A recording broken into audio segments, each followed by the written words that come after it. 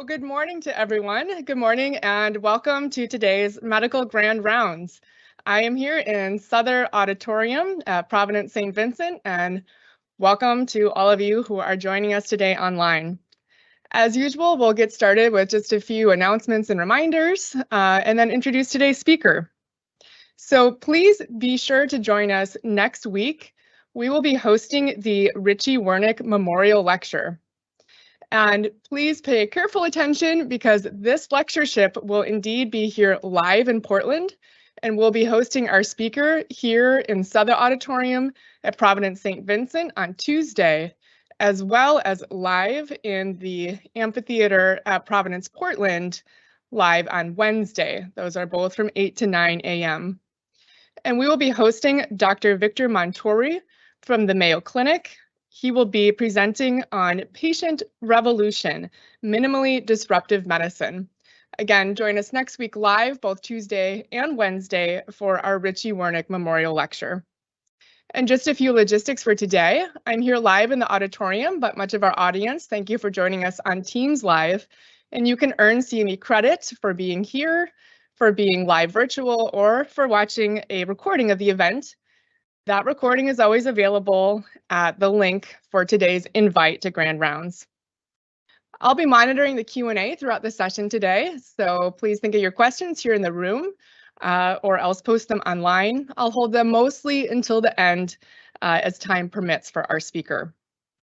And then finally, to introduce today's speaker, which I'm particularly excited about, we are joined by Dr. Nathan Spanix, who is our current chief resident for the internal medicine program here at Providence St. Vincent. Dr. Spanix earned his undergrad degree from Colorado State University, and then he went on to work in research for the NASA Ames Research Center under the Human Research Project. Dr. Spanix then turned his attention back toward medicine and earned his medical degree from the University of South Dakota.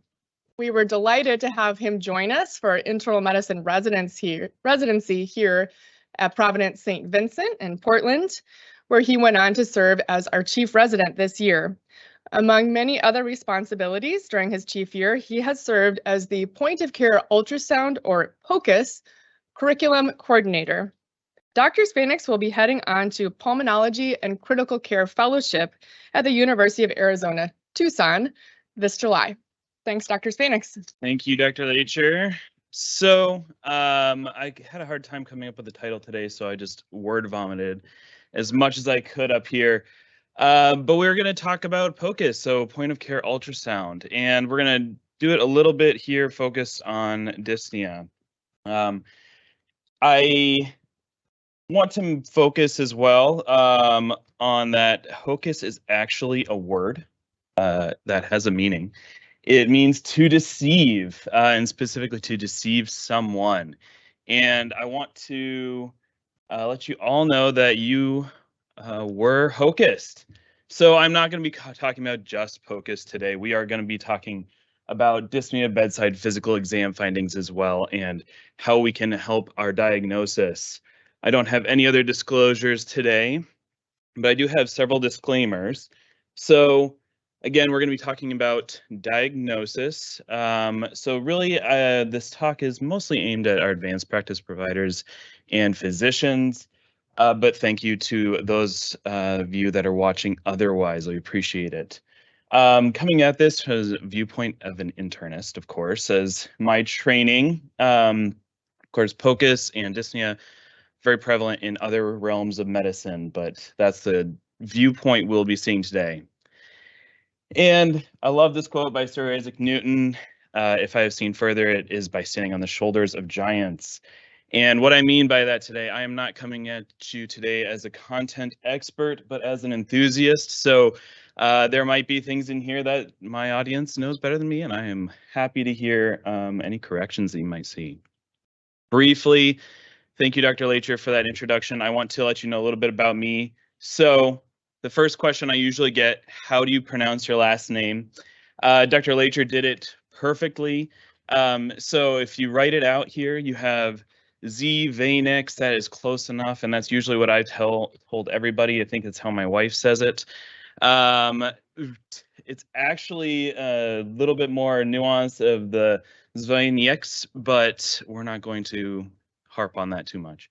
It means fisherman, and it's actually not an uncommon last name in Latvia, where my family is from. I, of course, born in South Dakota, but my grandparents came over from Latvia. This, I couldn't get away with not having some pictures here of otherwise about me. So got to show off my son, Otto. So we're here to talk about POCUS, and here's this little blob, and to the left of him is the ultrasound that I did at 7 weeks, point of care to see him. And then our family on the right, getting out and about. So on to the actual content of the lecture. So what we're going to talk about today. We are going to give context and definitions surrounding ultrasound.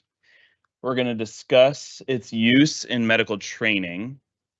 We are going to talk about a background on dyspnea in the USA, because again, that is our focus. We're going to talk about a dyspnea framework or schema. We're going to go through a couple cases highlighting POCUS and useful physical exam techniques for dyspnea. And then we're going to end up with some data on POCUS in medicine. It's a lot.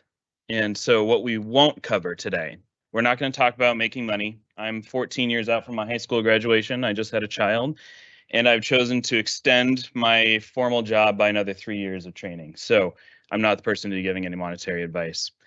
Physics and the basics of ultrasound use, we aren't going to talk about today. We're not going to talk about how to perform these POCUS exams, and we are not going to talk about how to perform these physical exam techniques. So, ultrasound use in medical training. So here is some statistics that have come up. So talking about medical schools, and these are USA medicals, accredited medical schools, the number that actually have an ultrasound curriculum rose from 2014 to 2019 by over 40%. Some of those it's mandated. So what I show here is there wasn't enough data really in 2014 for them to say how many of these programs had it mandated if they had one. But more recently, the programs that do have an ultrasound program, over half are mandating that for their medical students. So you are going to have students who have been exposed to ultrasound, even if you have not. But moving on to residency training, so some non-internal medicine training and things that we see with our prelims and our people that we work closely with. So anesthesia, it is a core requirement by the ACGME. PM&R, it's required to learn musculoskeletal, POCUS specifically. Emergency medicine has been a medical competency, and they're required to have a certain number of scans and hours since 2012. And new this year, actually, for family medicine, it is now a new ACGME requirement. The wording here is very vague, so I will note that. So residents should have experience in using point-of-care ultrasound in clinical care. So that could be interpreted a lot of ways, but it is a competency requirement. It's driven by the ABFM and AFP. For us in internal medicine, we do not have any ACGME requirements specifically, and there are no common program requirements surrounding POCUS use. However, for our subspecialties, I just pulled out a few here. So cardiology, critical care, endocrinology, gastroenterology, pulmonology, and rheumatology all have a somewhat of a requirement of training of ultrasound. So our residents will usually go on, in some sense, if they are going into fellowship training, to have some exposure to ultrasound and POCUS. And then for us who have passed our boards and are thinking about future exams, I found it interesting that ACP's MixApp 19s has several questions with just clips, and it says, what is the diagnosis? So you will see this if you're studying for your boards. They tend to be easy, and it tends to be a single thing thinking. So if you see these, it's a quick thing, but you have to have recognized it, and you will come across these. And so the question that we are posing today, does POCUS have a place in internal medicine and primary care? I don't know that I'm going to convince you of yes today, but I hope to at least start making you think so. Well, first, we want to get you on the same page and talk about some terminology. So there are several different types of ultrasound that we might use. So there's a handheld unit. So these are some common ones: the Butterfly, the GE Vicom, and some other random ones that there are tons out there just because it's becoming so cheap and easily to use. A lot of these either have use with your handheld phone, a separate device that you can take to the bedside easily. There's the laptops, which are a little more powerful and you can, again, more portable, can carry around, or they even have some stands that you can cart around. And then there's the bigger specific carts and machines from, these are examples from Sonosite, where you have a more dedicated machine versus one for echocardiography or obstetrics. So far, I've used ultrasound and POCUS relatively interchangeably, but they are different. And so I want to be clear about this. So when we're talking about ultrasound, it is the field as a whole. Point of care ultrasound is a specific type of exam you're going to be using ultrasound for. And that is in contrast with a consultative ultrasound, which we might call a formal ultrasound. But I will posit that formal is the incorrect term because, as we will talk about later, doing a point of care ultrasound is still very formalized, and especially if you're looking to use it for billing and coding and documentation. So what are the differences here? So a consultative ultrasound is a general exam of a single system with standardized views and measurements. Think of an echocardiogram, a leg ultrasound, a venous duplex ultrasound. These are typically performed by a technician or a sonographer who go to school just to learn how to do these. It takes them usually a fair amount of time, between half an hour to an hour, to perform these exams. And they are then overread by either a radiologist or a specialist, typically not directly involved in the care of the patient. However, contrasting that with our point of care ultrasound, this is performed and interpreted by the treating provider. And so you can already see the differences there. This is done to answer specific clinical questions. Some examples I put up here: is there pleural effusion of the left lobe?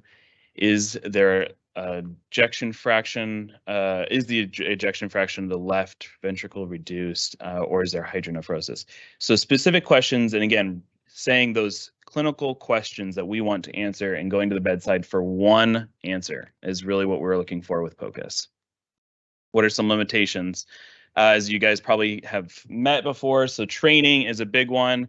It's starting to be more prevalent within the medical system, as we talked about. However, it really is something that takes a lot of time to learn these techniques. We talked about a sonographer goes to a school just to do these things. And so it's not something that we can easily replace, nor should we.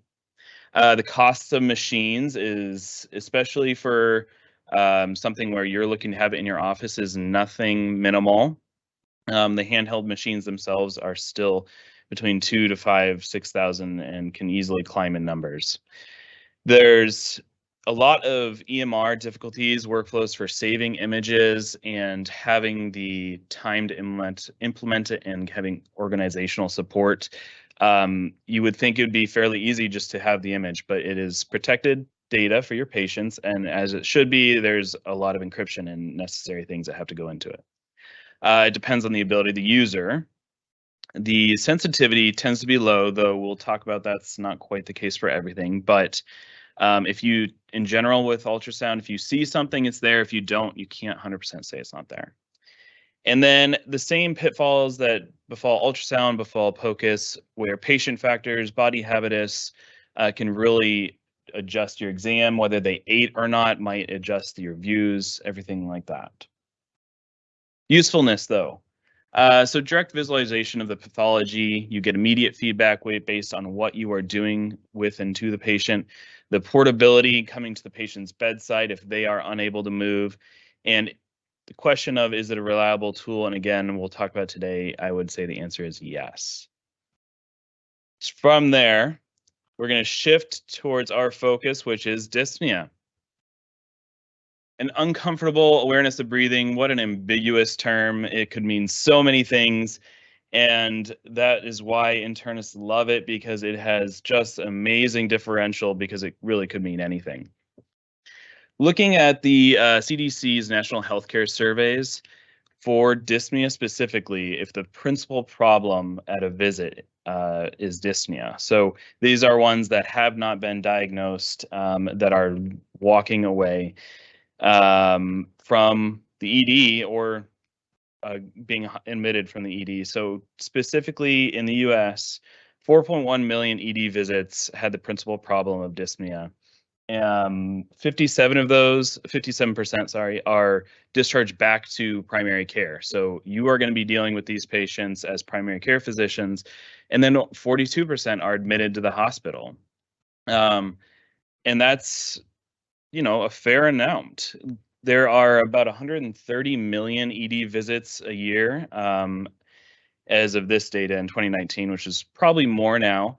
And overall, resulting in hospital admission of those 130 million is 14.2%. So this problem specifically does get admitted to the hospital much more often. And just looking at ambulatory visits, there's about 5.5 million. Of course, there are much more ambulatory visits in the US every year, about 500 million PCP visits a year. But again, 5.5 million visits that are just saying that dyspnea is the problem, the principal problem. And one of the problems actually with this, I feel, is it reflects that these patients are leaving these visits without a diagnosis, because dyspnea is a symptom. And so they are walking away from the ED, they're being admitted to the hospital, or they are going from their primary care doctor's office without a specific diagnosis. And that's important, because I think that one of our duties in medicine is to inform our patients of the diagnosis. So that is the crux, the diagnosis. And it's a large differential. Again, an internist's dream to have all of these things. But with that large differential, there are a number of tests that can be sent, and that costs money to the patients and to the healthcare system. And it's time spent to getting to that diagnosis, whether it's your time as the physician or the provider versus the patient's time. It might take you an easy time to say, okay, go get that chest x-ray, but it actually takes a lot of time then out of the patient's life. So is there a way that we can reduce that with POCUS? So with our diagnosis, for all our medical students, interns, and residents out here, dyspnea, the differential goes on, and you can let your attending wax poetic about that, and you can be late for dinner, or you can get your ultrasound, and you can have the answer to cut them off so you can get home early. So how do we keep this huge list in check? So I'm going to talk about a little bit of some frameworks and schemas. So on the left here, we have the dyspnea framework by Dr. Mansour, the Frameworks for Internal Medicine book from OHSU.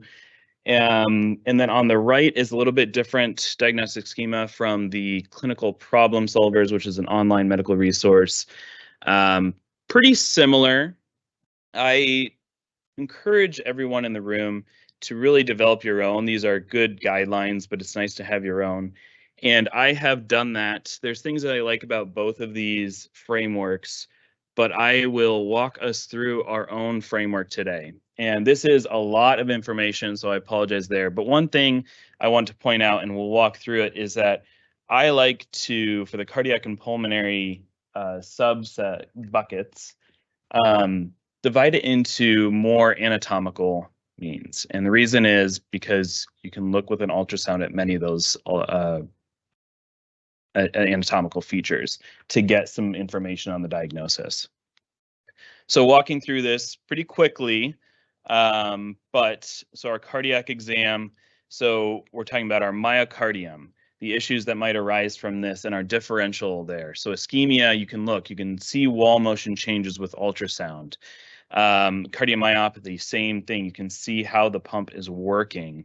valvulopathy. You can look and actually measure the flow and the function of these valves. And myocarditis, I don't have a lot there, I'm sorry.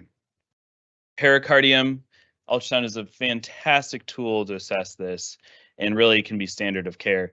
So cardiac tamponade and constricted pericarditis both can be seen with ultrasound and probably in much quicker time frame. Electrical arrhythmia, really your EKG is going to be the best thing there. You can't replace that. And then our flow throughout the heart. So we can actually look at shunts. You can see, is flow backed up? Is there venous congestion?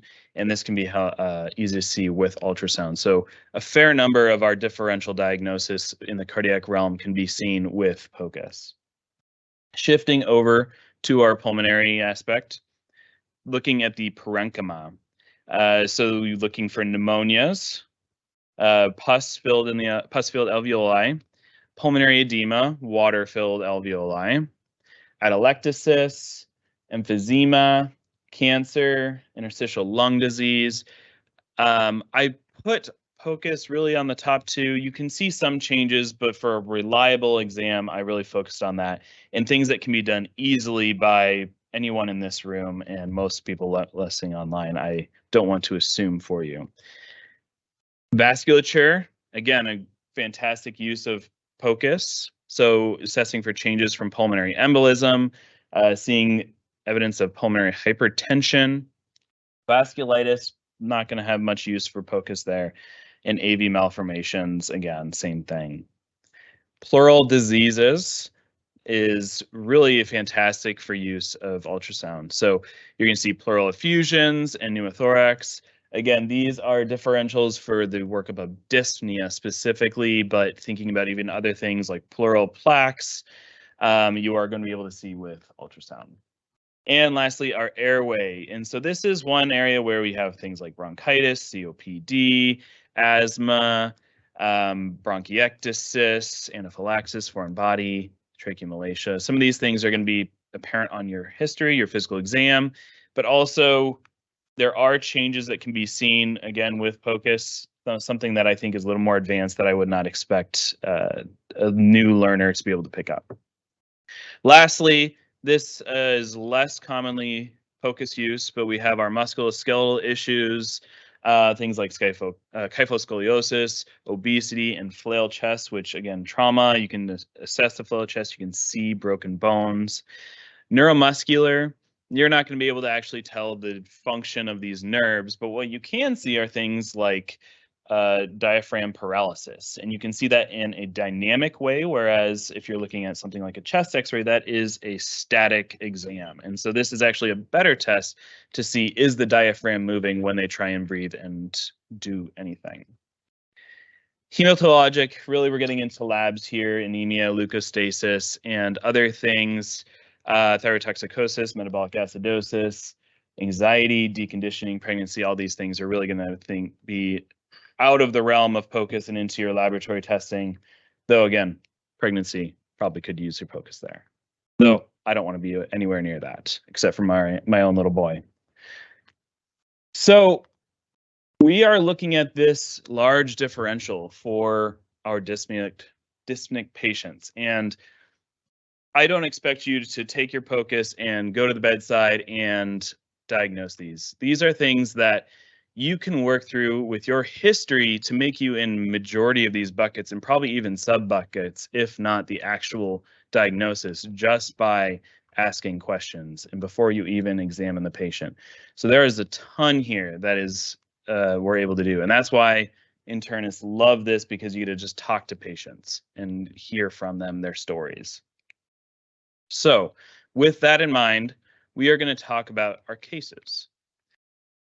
We are going to talk about physical exam and POCUS with a sense of likelihood ratios, and I think that this gets a lot of attention, but I want to just remind everybody, because we're going to be breezing through some of these likelihood ratios. High positive likelihood ratios, so things over 1, are going to be increasing your probability of a diagnosis, and really and then those less than 1, between 0 and 1, I should say, are going to be decreasing your probability of diagnosis. And everyone has their own cutoffs and threshold of what is a significant exam. For a truly great test, I would posit that 0.2, 0.1, and then 5 to 10 and above is really where you're going to be saying, hey, these are really going to change my probability of diagnosis. So we're going to start with our first case. William Butcherson. 76 male with kidney transplant on tacrolimus, COPD, and an insulin-dependent diabetes mellitus, presenting with urgent care for 3 days of dyspnea and fever. You come in the room, you start talking to him. He's had 3 days of increased shortness of breath, cough, sputum production, malaise, and fevers and chills. He doesn't have any wheezing or tightness. He has no sick contacts, no sore throat, and no coryza. He's been taking all his medications and his inhalers regularly. He hasn't missed any doses, and his diabetes is relatively controlled with hemoglobin A1C of 7.4%. He doesn't take any other meds or supplements. He's a former smoker, 50-pack year history, no alcohol, lives alone. Looking at this, I assume most of our providers are going to say, my concern is probably for pneumonia in someone with that is on tacrolimus and potentially immunocompromised. So what are the things that we are going to do to get from the patient that are going to tell us whether this is pneumonia or not? And I apologize for this big table, but this tells us a little bit that our history findings, our symptoms don't actually tend to make a huge difference in the diagnosis with regards to pneumonia. The biggest thing in the history is actually if you have COPD, not even prior pneumonia. But pleuritic chest pain can be helpful, but either a positive or negative likelihood ratio really isn't going to get you all the way on their own. And so what are we going to be looking for then on physical exam if we're still concerned about pneumonia? Well, some huge ones. You have the ones that I've highlighted: asymmetric chest expansion, the positive likelihood ratio of 44, and a gophony with a likelihood ratio of 6.17 are really the major players here. Asymmetric chest expansion is an interesting entity where there's a lot of data from like 1958. And it has not really, that I could find at least, been reproduced as far as actually looking at the likelihood ratios of this. So something to take with a grain of salt when we're looking at that likelihood ratio of 44. Though I definitely always try to look at my patients this way just to say, hey, do I see this? Agophony, something that probably we don't do enough. If that is one of the major things for pneumonia, we're taught it in med school, but I don't know that a lot of our providers do it at the bedside these days. And this kind of exam can really be helpful. 6%, a likelihood ratio of 6, remember that brings us at least over 30% increased probability. And everything else in the 2 range, remember that'll bring us up another 15%. So they're not nothing, and everything in combination can really help out to increase your probability of a diagnosis of pneumonia. When we're talking about our findings, whether things we're going to order or do for the patient. So you have chest x-ray is something that I found some data on, but it's very variable. This has been something that we've used as a gold standard diagnosis for many years. And so actually determining whether it is correct when you're then comparing it to maybe CT findings is difficult. So I put those in question marks just because it is very variable, but know that the sensitivity and specificity, it might not be as good as we think for chest x-rays. Procalcitonin, the hospital likes to use it. Just recall that it is not that great of a test, and it shouldn't necessarily sway you one way or the other. It can help, especially if it's negative, negative likelihood ratio of 0.22, again, helpful. But here at the bottom, where we're getting into our first POCUS finding consolidation and or B lines that are focal or asymmetric. So these are going to be findings that are consistent with pneumonia. and they have a positive likelihood ratio of 15.3. So that's bringing us even up towards that 50-60% increased probability. And the negative likelihood ratio, I said that you can't really rule things out with POCUS, but if you're performing a thorough exam, it's actually pretty good. So you, as the astute POCUS physician, go and you see these findings. So I will here point out a little bit. This is just a representative chest CT of our patient. And so here on the right, this is the POCUS exam you've done at this location. And so you actually are happen to be right where that pneumonia is, and you see some classic findings. So you see these bright hyperechoic areas. That's going to be our B lines. Green arrow here. This is our air bronchograms with these little white dots, and the shred sign kind of looks like something was torn. And then you also have a thickened pleura. Those are all findings consistent with pneumonia on POCUS. But you go to a different area of the lung, and you're seeing this, which is a normal finding. You see these A lines where this pleural line is repeated multiple times in a very stepwise fashion down the lung. And so if you're seeing this focal finding here, but not in other places, again, that is positive for a POCUS sign for pneumonia, 15.2. So we look at this patient. He's at high risk of infection with fever, tachycardia. Our physical exam has rhonchi and the right lower lung field. He's a positive POCUS. And so with all of that, everything adds up, and you have diagnosis of pneumonia, and you send him home with a 5-day treatment of levofloxacin. But Billy comes back. He returns 3 weeks later with dyspnea that has slowly worsened since treatment and has worsened right slide pleuritic chest pain. So you're going to ask, leading question of, have you developed an infusion, Billy? And there's other things you could jump to, but with this patient who has been on a short course of antibiotics, has high risk of infection, something you want to assess for. So the questions that you are going to ask and figure out, and I will say that the exam findings for pleural effusion are pretty great, actually. So there are a lot of tools that we can use in our toolbox to assess for a pleural effusion. Dullness percussion is actually the best one with regards to physical exam findings. But you can also see that they also have a fairly good negative likelihood ratio as well if you're performing them correctly. But again, these are things that, we might do dullness percussion and decreased absent breath sounds, but are we doing the chest expansion, diminished vocal resonance, and diminished tactile fremitus, which can be very helpful in discerning pleural effusions. However, again, I'm going to bring it back. POCUS, guys.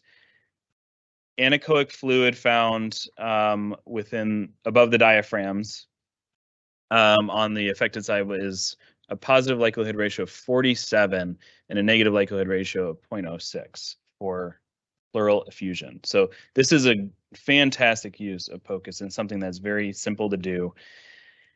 So you could just do your physical exam findings. So you go to Billy and he has dullness percussion, absent breath sounds, and diminished tactile fremitus on the right side, the right lower lung field, I should say. So you're going to say, yeah, this is probably a parapneumonic effusion, and say, hey, that's the treatment. We need to get you back on treatment. We need to do that. However, there's another tool. You might say that, you don't need the POCUS here.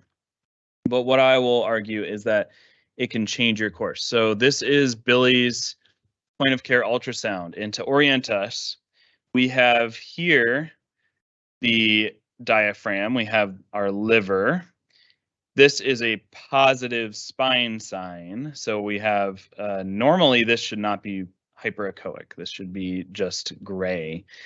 You have this black area with these lines, and then here is actually a lung. And so this is the tip of your lung. This is your pleural effusion, but you're actually seeing loculations. And so this is a complicated peripneumonic effusion. You're having this, the lung is actually entrapped. It's not able to move. And so when the patient is trying to take a deep breath, really nothing's happening. And then you actually still can see some of these air bronchograms concerning for consolidation in that right lower lobe. So this is going back here, you have these findings, but if you had done your POCUS as well, you would note that there's loculations, which has a complicated peripneumonic effusion, and it changes your management. It now requires a chest tube for definitive diagnosis or definitive management. And so that's something just to remember. The physical exam is good, but POCUS can actually help you with your management as well. Moving on to case 2, Mary Sanderson. This is our 57-year-old woman with hypertension, diabetes, obesity coming into the office for worsening dyspnea times 3 or 4 weeks. She's noticed increased shortness of breath over the past month. She has reduced exercise tolerance, does notice shoes are difficult to put on, and has to sleep with 3 pillows. She has no fevers, chills, coughs, or sick contacts. She has no chest pain and no nausea or vomiting. Her diabetes is controlled on metformin. Her last hemoglobin A1C was 6.7, and her hypertension is controlled on amlodipine and lisinopril. She has no other meds, never smoker, occasional alcohol user, and lives with her husband and dog. So when this patient, we have a lot of symptoms here that raise your clinical suspicion for potentially heart failure. And so we're looking at what are the things that are going to actually do that, and what are our likelihood ratios. So having a history of heart failure, you're likely to get an acute heart failure exacerbation again, or a history of MI can put you at risk. Some of these other things, though, that we tend to associate are risk factors, but not as much as you might expect. On our symptoms, they don't actually tend to make a large difference either. The biggest thing being paroxysmal nocturnal dyspnea and orthopnea, but still not fantastic. But our physical exam findings, so we have that S3, classic for heart failure, abdominal jugular reflux, and JVD, which are all going to be helpful. And then some other findings that we associate with heart failure, such as rales or crackles, lower extremity edema. S4, you can have a cardiac wheeze, but versus a COPD wheeze. And so taking this patient's factors, so prevalence of heart failure in the general population is 2.3%. With all of her findings, if history, physical exam, the probability of her having heart failure as being the primary diagnosis is 98%. And so your diagnosis is heart failure. Do you really need anything else from this? Not really. I mean, you can move on to the next steps, and you probably don't need to be getting those supplementary tests. The problem here is, are you going to get that patient that has all those findings? And so going back to those tables, so for our symptoms, this is a look at the Paradigm HF trial that came out recently. And so looking at those patients, if they could report it, they did, of how often patients had symptoms. And so things like BND and orthopnea, not many patients actually had those. Edema, a fair amount of HFpEF, and there's actually a difference here in the HFpEF and HFrEF patients. Dyspnea on exertion was a high prevalence. Fatigue and weight gain was about half.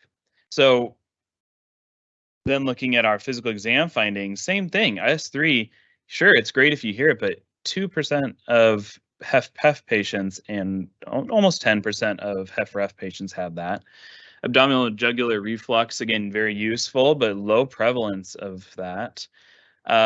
Jugular venous dissension, rales crackles, a little more common, but still something that you're not going to see in every patient that's presenting to you. And you have to remember that. So that's when we turn to other findings. So what do we typically do? We get a chest x-ray, a BNP. Chest x-ray is pretty good, 8.9 positive likelihood ratio.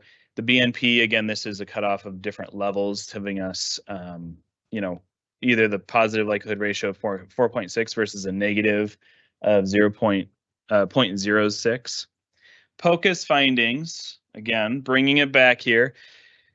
Pleural effusions, again, I talked about our ability to find pleural effusions. And so I'm relating this here. So this is not a truly study from POCUS, but I will use the data from a chest x-ray. So for pleural effusions seen on chest x-ray is going to be a positive likelihood ratio of 3.2 and a negative of 0.81. And so you could maybe substitute finding the pleural effusions in there for POCUS.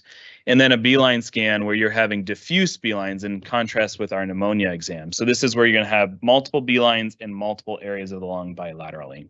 That is going to give a 7.4 likelihood ratio with a huge range, admittedly, 4.2 to 12.8. But also, if you don't see that, it actually brings down your probability a fair amount. But there's also more you can do with POCUS. So you're looking for your JVD, and assessing JVP is difficult to do, especially with some patients' body habitus. And so one thing you can use is actually using your ultrasound to find the point of pressure increase. And it's basically a column of fluid that you can use to assess. You can look at the left ventricle to see the ejection fraction, determine HFpEF versus HFrEF. You can follow the fluid status over time. So these are two examples, just very briefly. Again, these are dramatic representations, but on the left here, we have a normal squeeze of the heart, and so this would be HFpEF. And then on the right, we have reduced EF. See how this left ventricle here to associate, this is not decreasing in size at all. So this is a reduced LVEF. And some of the things you might have seen on Mary. So we have a pleural effusion bilaterally, and we have multiple B-lines in multiple areas. But the benefit of POCUS, in addition to this, is you have this data on presentation, especially if you save it, and you go back. So Mary's been diuresed for 4 days, and you go back to the bedside, and you see the decreased pleural effusion. You see the decreased number of B-lines, and that can actually tell you you're on the right track, but she has more water to give, and to actually give us a good representation of her volume status. Please.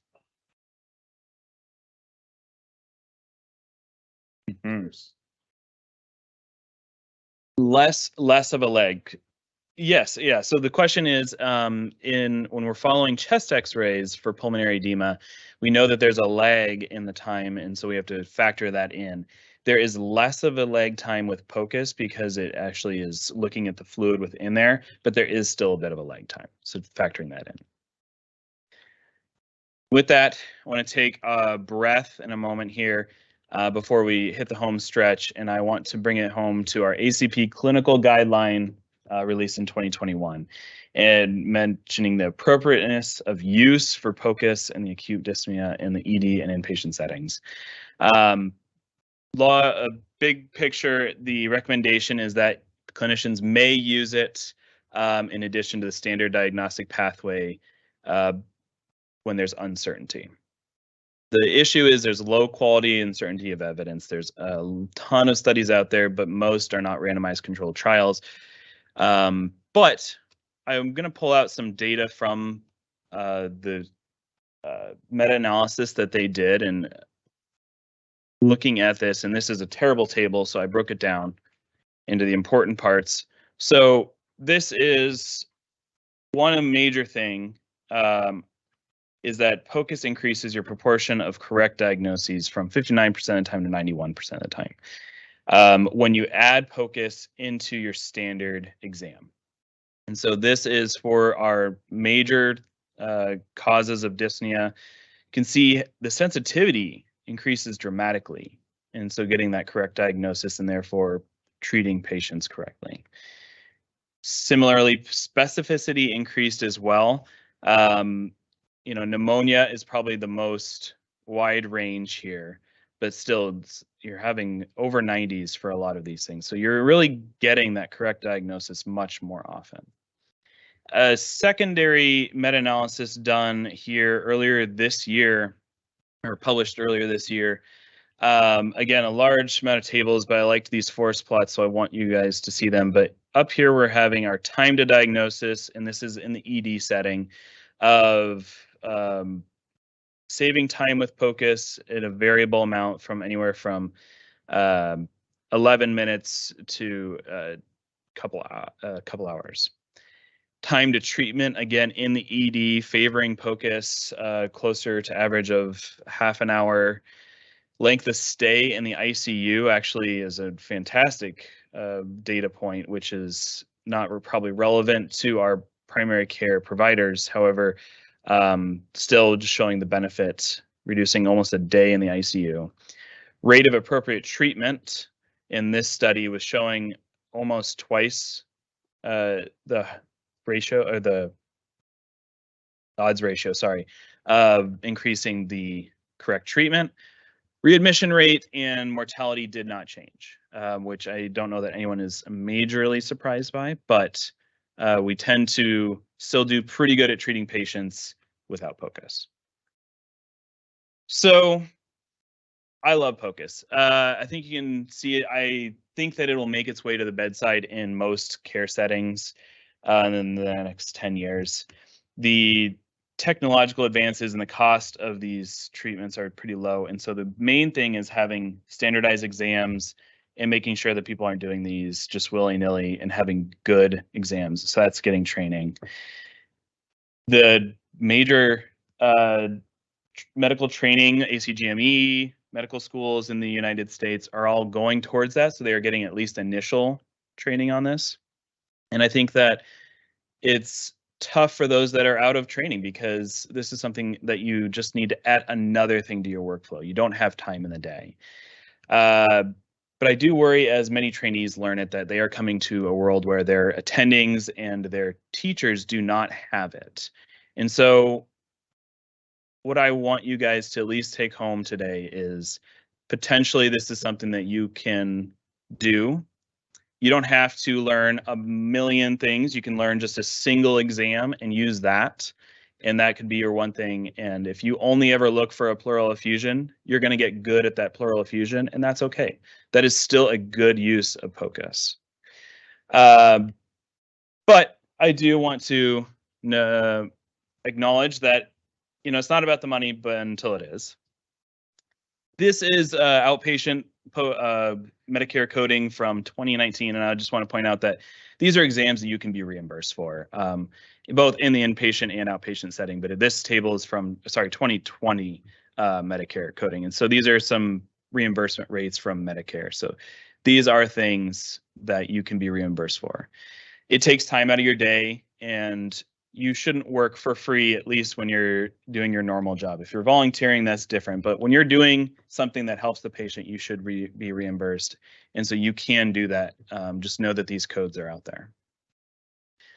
So the best presenters, I was told once, always give you the information you need to know on the last slide. The key to residency, AKA life, is even if you can't make the whole lecture, show up for the summary slide. And so this is for my mentor, Dr. Silvis, who I like to have a Silvis slide. So use POCUS. It's growing in training. It doesn't need, and it shouldn't replace consultative ultrasounds. A key tenet of POCUS is answering a clinical question, a specific clinical question. You can do that without having to take over your time for consultative ultrasounds. It works best in addition to, not in place of, current standards of care. Frameworks and schemas are useful for doing highly efficient, focused physical exams and POCUS at the bedside and get the most out of your bedside visits. Dyspnea is the best complaint you can get for internal medicine, and I stand by that. Trends point towards POCUS use, but more evidence is needed, especially internal medicine. And use of a focused exam and a POCUS can reduce time to diagnosis, overall costs, and improve medical stewardship for your patients. And you can be reimbursed for it. So really quick, where do we go from here?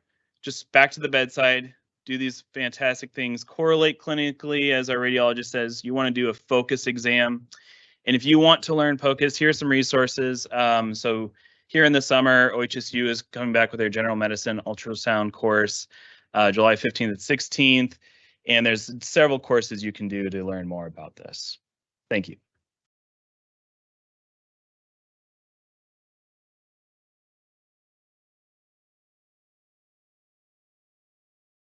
Wonderful. Many thanks, Dr. Spaenix. While I wait to see if we have any particular comments or questions online, happy to invite any questions here in the room.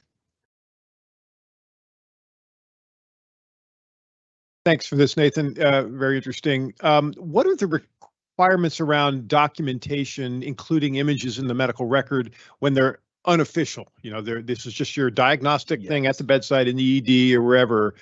And what are the expectations of documenting that in the record? Yeah, so it depends on your institution. So I can speak specifically to Providence, and so you should be putting these images in the chart. There should, your patients know that this happened. You came to the bedside, and they're called ghost exams when they're not documented. And that is just ripe for issues, because the good thing is if you put those images into the chart, then that can be looked at and compared to later. Now, the process is difficult because there isn't a formal process outside of the emergency department right now. And so this is something that as more people learn ultrasound, this is being taken up. In lieu of that, there's several different ways. Some of our providers will actually take a picture and upload it in the clinical images. So they actually take a picture of the ultrasound machine screen and put it in the media tab, which is less than ideal, but it does get it in the chart. And the other one is just making sure to document it in your physical exam. This is not going to be an image, but it will at least give your interpretation of the findings. Just make sure that you're documenting it. Never don't document. Ghost exams aren't good. The patients can say, well, I know I had an ultrasound. The provider came and did it. And if you don't have that documented somewhere, that's fraud. Especially if you're making clinical decisions based on it. Yeah. Yeah, and when it comes to billing, that's a much more formalized process that requires a specific documentation.